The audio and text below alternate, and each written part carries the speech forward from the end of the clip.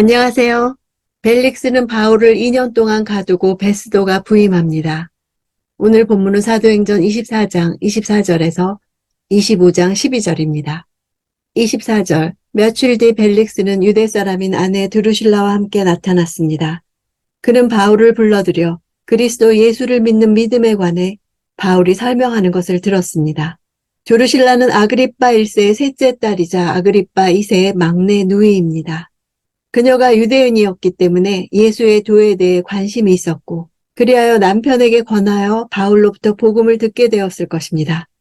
그녀는 매혹적이고 발랄한 미녀로 유명했으며 그 때문에 벨릭스는 키프로스의 마술사의 도움을 빌려 그녀를 꿰어 합법적인 남편을 버리도록 하고 자기 손에 넣었습니다. 사실상 그녀는 그의 세 번째 아내였으며 당시 그녀는 19세였습니다. 벨릭스와 드루실라의 이 같은 해이한 도덕관념은 바울이 그들에게 어떤 주제로 말했는지 짐작하게 합니다.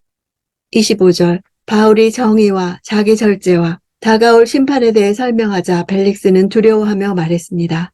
이제 됐다. 가도 좋다. 내가 편한 시간에 다시 부르겠다. 벨릭스와 드루실라가 듣고자 했었던 예수 믿는 도는 추상적이고 이론적인 것이거나 종교적인 평안을 기대했을 수도 있습니다. 그러나 벨릭스는 잔인함과 탐욕으로 악명이 높은 매우 불의한 사람이었습니다. 그들은 이미 여러 번 결혼한 경력이 있는 절제와는 거리가 먼 사람들이었습니다. 바울은 불의하고 무절제한 그들에게 의와 절제와 장차 다가올 심판에 관해 강론했습니다. 그들의 인격의 변화를 촉구하는 매우 실제적 의미의 복음을 전했던 것입니다. 바울은 비공식적으로 이루어진 이런 기회를 자신의 무죄나 석방을 위한 기회로 사용하지 않고 그들에게 복음을 전하여 회개하고 그리스도를 믿도록 권하는 기회로 사용한 것입니다. 26절, 동시에 그는 혹시 바울이 자기에게 뇌물을 바치지 않을까 하는 바람에서 바울을 수시로 불러들여 함께 이야기를 나누었습니다. 바라함이라는 단어는 원래 종교적 의미에서 기쁨과 확신에 차서 구원을 기다린다는 뜻을 지닌 단어입니다.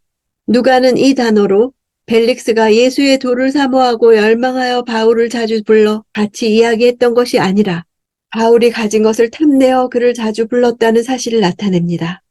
즉 벨릭스는 마치 예수의 도를 좇는 자들이 구원을 기다리는 것처럼 뇌물을 열렬히 기다린 것입니다. 벨릭스는 바울의 많은 친구들이 감금 상태에 있는 그를 찾아오는 것을 보았고 바울의 석방을 위해 그들이 보석금을 모아올 것으로 여겼습니다. 로마의 법률은 뇌물을 받은 행정관에 대해 추방과 재산 몰수를 규정하고 있고 특히 율리아법은 돈을 받고 죄수를 풀어주는 것이 엄격하게 금지되어 있었습니다. 그러나 당대 뇌물과 관련된 로마법은 거의 유명무실했다고 합니다. 27절, 2년이 지난 후 벨릭스의 뒤를 이어 보르기오 베스도가 총독이 됐습니다. 그러나 벨릭스는 유대 사람들에게 환심을 사려고 바울을 그대로 감옥에 내버려 두었습니다.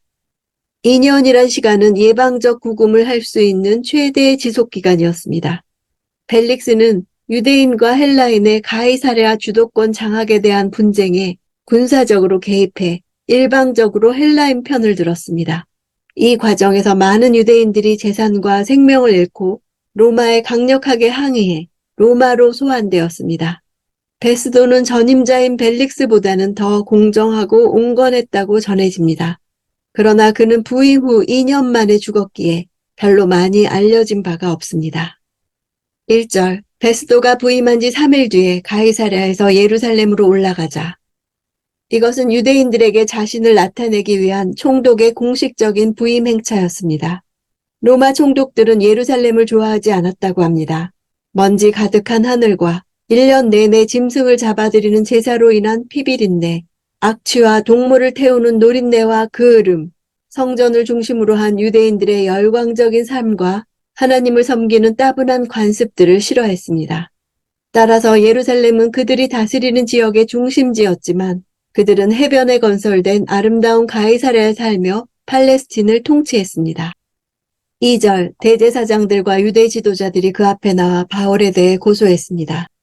대제사장들이라고 복수로 표현한 것은 대제사장을 지낸 전임자들까지를 나타냅니다. 성경 기록에 의하면 대제사장은 한 명이고 죽은 후 직계 자손에게 계승되었으나 외세의 지배 이후에는 권력자들의 의지에 따라 대제사장들이 자주 바뀌었습니다. 따라서 전직 대제사장들이 여러 명 생겨나게 되었고 그들도 대제사장들로 불리웠습니다. 또한 대제사장이 죽기 전에 그 직에서 쫓겨나는 경우 전직 대제사장의 영향력은 약화되지 않고 이 경우도 대제사장들이라는 복수형을 사용하곤 했습니다. 이때의 대제사장은 이스마엘입니다. 그러나 바울을 체포할 때의 대제사장 아나니아는 여전히 영향력을 행사하고 있었습니다. 4, 5절 베스도가 대답했습니다. 바울이 가이사랴에 묶여있고 나도 이제 곧 그곳으로 갈 것이니 그에게 무슨 잘못이 있다면 너희 지도자들 몇몇이 나와 함께 가서 그곳에서 고소하도록 하라.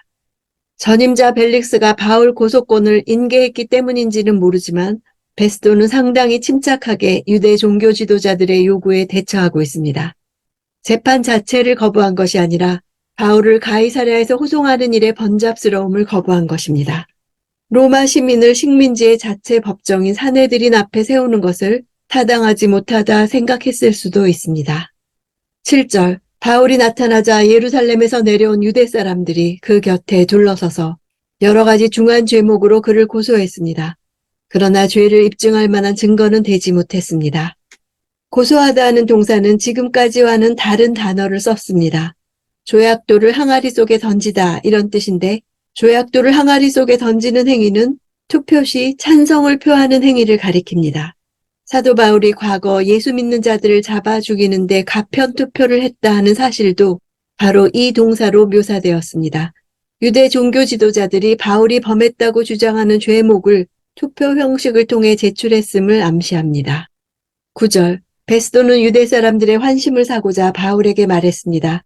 내가 예루살렘으로 올라가 이 고소들에 대해 내 앞에서 재판을 받겠느냐?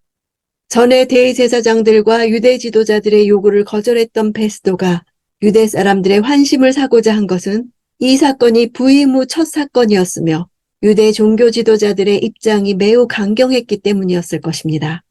부임 후 첫 재판에서부터 유대의 지도자들과 충돌하고 싶지 않았을 것입니다. 그는 로마 실정법상 바울의 범죄 사실을 찾지 못하자 이제는 유대 종교법을 기준으로 예루살렘 종교법정에서 재판을 받게 함으로써 유대 종교 지도자들의 호의를 얻고자 했던 것으로 볼 수 있습니다. 내 앞에서란 표현은 재판장의 위치에서 재판하겠다는 의미가 아니라 그 재판석상에 참관인으로 참석하겠다는 의미로 보아야 할 것입니다. 내 앞에서라고 마치 보호막을 쳐주는 듯이 말하지만 예루살렘에서 열리는 종교 재판에서 그가 어떤 역할을 할 수 없음에도 책임을 회피하려는 것이었습니다. 10절 바울이 대답했습니다. 내가 지금 가이사의 법정에 섰으니 당연히 여기서 재판을 받아야 할 것입니다. 총독께서도 잘 아시다시피 나는 유대 사람들에게 잘못한 일이 없습니다. 바울은 지금 자신이 베스도 앞이 아니라 가이사의 법정에 섰다는 사실을 밝히고 있습니다. 이것은 로마 시민을 유대 법정에 넘겨주려고 하는 베스도의 월권 행위를 지적하고 자신이 로마 시민으로서 로마의 법정에서 재판을 받고 있다는 것을 상기시켜주는 것입니다. 11절 그러나 만약 내가 사형받을 만한 죄를 지었다면 죽음을 달게 받겠습니다. 그러나 이 유대 사람들이 나를 고소한 내용이 사실이 아니라면 어느 누구도 나를 그들에게 넘겨줄 권리가 없습니다. 나는 가이사에게 상소합니다. 자신의 목숨이 경각에 달려있음을 감지한 바울은 기민하게 로마 시민만이 누릴 수 있는 가장 강력한 특권을 사용합니다. 황제에게 호소하는 권리는 로마 시민들이 예전부터 누려왔던 권리로서 보통 하급심의 판결에 불복하는 상소시에 행사되었으나 소송이 로마에서 다루어질 것과 황제가 판결해 줄 것을 피고가 요구할 경우 재판 중에 어느 단계에서도 행사될 수 있었습니다.